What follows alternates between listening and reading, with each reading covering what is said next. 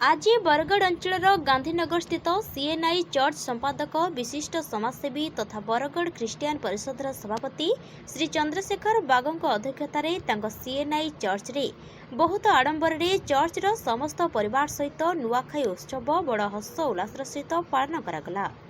जीशुଙ୍କ बाणी उपरे विस्तार भावरे समस्ते चर्चा आलोचना करबा सह तांका दया त्याग क्षमा सेवा को समस्त समाज ग्रहण करबा सहित तांका द्वारा देखा जाइतिबा बाट को अनुसरण करबा कथा। उक्त कार्यक्रम रे मुख्य अतिथि भावे समाजसेवी श्री श्यामसुंदर अग्रवाल, समाजसेवी तथा महिला समितिर प्रतिष्ठाता सरदार प्रीतम सिंह, समाजसेवी पवित्र देहरी और विशिष्ट सांबादिक श्री जॉन न्यूटन उपस्थित रही नुआखाई उत्सवर आनंद उपभोग करथिले। Bargarh bureau chief John Newton का रिपोर्ट, जयदेव न्यूज।